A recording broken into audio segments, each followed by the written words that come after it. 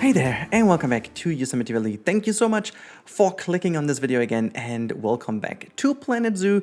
Today we are going to build a kangaroo habitat in a realistic style here in Yosemite Valley. First of all, before we start talking about what I'm building today, and I will talk you through this today a little bit more in detail about actually the build. But beforehand, again, a big thank you to all of you joining my channel. We just recently reached 45,000 subscribers, which is insane. I'm really still hoping somehow that we will reach the big five, like 50,000 this year. That will be like my real goal that I was following the whole year. And you can help actually, if you haven't subscribed yet and you just kind of love the content, please do me a favor and sub to the channel. I know I do repeat that recently quite a lot, but I figured actually it helps. And also I really do mean it seriously. I really think that this is the easiest way of helping me out. You don't need to pay anything. You don't need to watch an advertisement. You don't need to activate the bell or whatnot. You can just, leave me a follow. And if you, even loved this, you can even click like this video and give me a sub, whatever, comment, whatever. That's the easiest way of helping while I just hit my microphone here. And so you don't need to do anything else. That would be awesome, guys. And again, big thank you to all of you, and I will hopefully always try to pay back your trust and just kind of deliver good content. Recently I've had a lot of people that wrote me in private, also in the comments, that they are really pleased with the upload rate and the quality of the videos, which this is the best reward you can have as someone who's doing that in his free time, next to a 50 hours plus normal job and all the other kind of stuff I do daily. This is really something I do appreciate the most, and it really gives me a big smile on my face whenever I read that. So yeah, big thank you to this. Also, I do want to address a little bit of criticism that I got lately, which I think is totally fair and valid. As always, I'm really willing to talk about this as open and honest as I can, and also let it think in and just try to improve upon the feedback. Just make sure, like everyone who did this was doing, to keep it polite, to just let me know what you mean and what you really think about the content. And so I'm trying to, just improve it. And this is also the first thing I'm addressing after I've said that now, to talk a little bit more in detail about my builds. And I think this is a fair point. We just went a little bit too much off topic lately, and I think I will bring this in, but you gotta have to stick with me through the episodes to get this talk. That would be awesome. Now, the first part I will be improving in the next franchise mode. Yesterday's video didn't work out well, but in the next one, people really asked me to look more onto the animals, and we will definitely do this. I will check the animals more. Also, loads of the sound issues we had last couple of weeks. Like sometimes my voice was way too loud, sometimes my voice was way too low. I finally found the problem. It was still not my microphone or whatnot. I just had a little bit of an issue with the codec, that I set it to the wrong codec, and I don't know what exactly happened, but while rendering it seems to, I don't know what exactly happened there, but it just got a problem while rendering. And then when it was rendered, this one level of audio was way lower than the other, or vice versa. It depended. And I've got multiple templates in which I'm working. And so I just mixed something up there and didn't see that. But this is fixed now. So thank you for all of you who mentioned that. Okay, but now we are 4 minutes exactly in. This is the point where we talk about this habitat. Now, let me just talk about this location in this zoo. You've seen last episode, I've done a little update. In case you haven't seen that, I highly do recommend to check this out so you know where we are actually working right now. So this is in between the African area and the koala house. There was still a little gap, and I did push some of the forest back to move this little chapel over. I talked about the fact that I wasn't really sure where to put this chapel last episode. Actually, this chapel is one of the more copy-paste items of actually Yosemite Valley. This is a little chapel that is really reminiscent of a very iconic chapel that is really existing in the real Yosemite Valley. And I kind of checked where it is in the Yosemite Valley, and it's also kind of, just in there, like in the middle somewhat, like really in the valley. And so I decided to just bring that in here in the center as well. Also to really have a lovely contrast to the more modern ape house to the side. And again, many people still talk about the modern appeal of the ape house, and I'm really sure that this will be one of the biggest issues to come over in the future. But I think with now having this chapel here and later on bringing that in with a bit of a little, we will have a mural in between and something, you know, to kind of separate those two areas. But I think it really is a nice kind of separation between the classic already existing architecture and something more modern that is brought into. And I have a very cool thing going on for the next upcoming updates, which will also hopefully help with this appeal of this part of the zoo.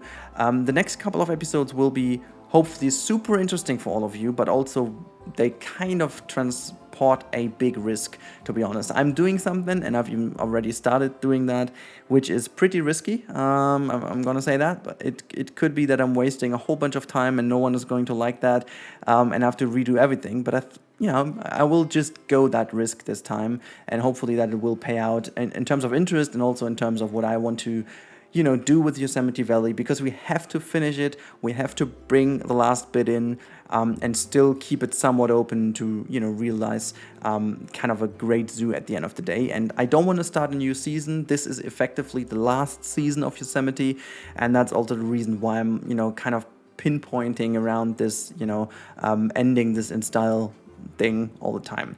Never mind. So you've seen I've built a very, very, very easy shelter building so far. We're going to talk about that a little bit later. But now the first thing I'm doing is a little viewing gallery. And this one is something we don't really have too often around Yosemite. And I'm really willing to put more of these in, also in areas that already exist, because if there's one thing that we are missing out a little bit is dedicated viewing spots. Like, we have a lot of viewing spots in this zoo simply by the fact where the fences and where the barriers of the habitats are. But I will definitely go in later on and make this whole zoo even more lush, so that there are loads of areas which actually are viewing spots at this point in time won't be viewing spots anymore, because it will just be lush environment and trees and bushes and stuff. So we will need some more dedicated viewing areas. And I thought, okay, for this specific kangaroo habitat over here, I want to already incorporate that into the overall design of that area. So we have a little bit of a split path that is actually dividing this area between the ape house and the koala house a little bit more. So you will only need to take this route if you really want to use the viewing gallery, and if you want to go a little bit more direct, you can take that other route. So it should also help preventing some of the traffic jams that will potentially occur in this game quite often, because it's so crowded. I'm not even sure if you can even run this zoo with a lot of people in, but whatever. In my imagination, and hopefully with a new computer in the future, I will. And so that's kind of the preparation. And yeah, I just wanted to make sure that this thing is somewhat looking good in terms of this overall area. So there will be a little garden in front. You can see there's like a double security, because I don't want the kangaroos to get too close to the viewing gallery, simply because they would be, yeah, they just would be able to, you know, bite the people, punch the people, whatever, just jump against this, because kangaroos eventually can be super aggressive. I mean, sometimes they're not, and in some areas where you have the keepers and stuff with them, you even have areas where there's just like a walk-in or walk-through habitat, but you know, sometimes these animals can be pretty harsh and pretty aggressive. So also in terms of the game, they are not meant to be walkable animals. So I just kind of made sure that this is a bit more of a secure area. You've seen to the right hand side of this viewing gallery, we have this little raised viewing platform that is basically the connection, the direct connection between the koala house and the other area. And I will do a change with the koala house. I will open up to the back side of the koala house, so basically that the koala house has eventually two entrances and not just one, to kind of also manage the flow a little bit better. And also the same kind of little trick is used there. So in case you use this, you've seen that at the very beginning of this episode, in case you use the actual pathway to go to this raised viewing area, you will be directly connected to the lower hand side viewing area. But if you just don't want to go there and just want to quickly move from A to B, you can take a lower ground path that is also connected to the little chapel we are going to tackle in a little bit. I will also use a little trick there, putting a vending machine into the chapel so that people go actually up there, and it almost looks like a little bit as if they would interact with the door and just kind of read a little historical plate or whatnot. So yeah, that was mainly this left hand side of the habitat. And I can already tell you that the right-hand side of the habitat, which will be very much the last bits of this video, is kind of separating that area from what is coming soon. And again, this is already a big tease, but trust me when I say this is very risky, but also very awesome if it works out the way I hope it does. And there are some signs in my testing that it might work out the way I want it to, but this is also, you will see there is a dedicated reason why the separation is the way it is. So I'm really looking into how that turns out. I'm really looking forward to your reactions to that. But here you can see this is my little bit of integrating this chapel now actually into the right area here. I wanted to have it a little bit on a hill sitting, so it's kind of, you know, getting this bit of more attention by being a little bit higher raised up, and just, you know, putting some little logs and pieces here just to kind of blend this in with a tiny bit of Australian reminiscent, yeah, I don't even want to call that architecture. It's just some little things, I guess, that would fit the theme. But since this zoo is lesser themed to an area but more themed to Yosemite, I think it's valid to just go with the overall classic theme of the zoo. And so the, you know, the koala house is also way more leaned towards the actual classic zoo style, with a tiny bit of Yosemite classic American build style from this area than it is actual, you know, Australian style stuff. I think the most Australian stuff you have in the indoor area of this little koala habitat. But yeah, you can see now this was a little blank area here between the raised area and this lower hand side, and I wanted to have a little water feature here and some raised planters. So you will see in a bit how I realized that. I'm quite happy, to be honest, with this. And yeah, I'm also trying to bring this in a bit more often in the future, because I really do think that this is a kind of cool little you know, element of interest, if you want to call that, so that you have different layers of path and not everything is like super flat. I mean, this zoo in particular is kind of interesting because we have a lot of slopes, a lot of different terrain layers, so it's not like that this zoo would be super flat, but just in general. Yeah, using this, actually this wall piece I never used. That's kind of the metal wall, which I don't know, I think it's one of the least used pieces in that game, at least for me, because it just is so, I don't know, it just can be used for so less, like, little cases. I don't know, you know, it's maybe a little bit backstage, but what else would you do with it? Sometimes it's kind of cool looking indoors. I know that Ivan used them quite often, also in Koala in the industrial kitchen. So if you go for some industrial design, I think you can use them more. But since this zoo is everything but industrial, I guess, yeah, it's not really that kind of piece I would use most often. But we kind of find a little usage here, that this is mostly like this kind of backside metal where the water is trickling down. Like, you know, we have a waterfall, but I would have loved to have just this little water feature where the water actually is just running down. I would love to have from Frontier like a VFX that is only just like slow moving water, like trickling down a face, like almost like it is with the rain. You know, when the rain comes down and it's kind of trickling down from the roofs. I would really love to have that as a VFX that we can put towards, or on kind of edges of pieces, and then just have it trickling down. That would be awesome. I think that would also just kind of offer a nice little touch to some of the in-game pieces that you could use as some of the little statues and stuff. And yeah, what obviously we need here, which I totally forgot, this river pit over here is obviously fed by the river that is also already for the beavers. And yes, I know we still need to change that river with the beavers. Again, I have some cool ideas how to do it, but this will be for a future time. You know, it's not something I want to do next, simply because that is just some very generic terrain work, to be honest. I have it in my mind. It should not take too long because I have it in my mind and I'm quite used to terrain work, as you potentially know. So I'm really not fearing that this will be pretty easy. But yeah, so that's gonna be it.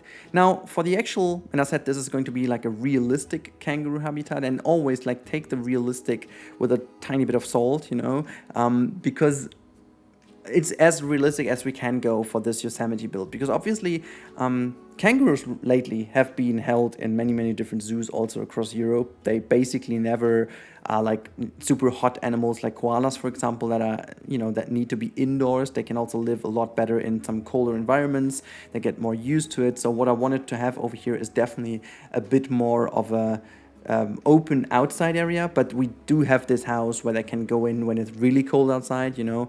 We can also pretend that there would be some heaters inside of some of the foliage and inside of the big rock in the middle, and that big rock in the middle is the sole little bit of scenery, if you will. Because I figured, you know, this is like most of the habitats I research of kangaroos that I found on ZooChat and stuff, they mostly are super boring. Like just like a little plain, very sandy field, a little bit hilly, a few rocks here, a few logs there, just a tiny bit of greenery, and that is about it. And I wanted to just kind of make it this way by adding a few little interesting bits by the river and having some cool viewing galleries, and also give them like a proper indoor area where they can relax a little bit. You will see that in a few bits we are just putting some stuff indoors, just to make sure that it's a bit more interesting for the kangaroos. But that's just about it, you know. They're happy as they are with the habitat that I built them, and also people have some very cool viewing opportunities. And yeah, you've seen this little gate I made to the other side. You've seen basically how that turned out, and that is about it. Now this is what I just said. This is just kind of creating a bit of a indoor finishing touches here, just making sure that all the walls are where they belong. And yeah, now as we are coming to the end of this episode, let me tell you guys, I'm really still excited about the truck. I really hope you are too, so let me know in the comments down below if you are still enjoying Yosemite as much as I do. And next episode will be next week, obviously, but there will be the new project starting. I will be naming this a little bit differently because it will be a series within the series, if you will. So be excited for that one. And until then, have a great time and goodbye, everyone. Thank you for watching this video. I really do appreciate it. I really hope you enjoyed it, and yeah, I was really happy to have you here. In case you enjoyed it and you haven't subscribed yet, make sure to consider subscribing. You can do it via this button here, and if you want to see more, there's some cool other stuff linked here for you. This is suggested for you personally. That's pretty cool. And in case you want to support the channel a tiny bit more, you can do it via this wonderful Hype Camel link over here. I really would appreciate it. And also big thank you already to all the people who do already support the channel. Really do appreciate that. But now have a wonderful time, guys, and I catch you in the next one.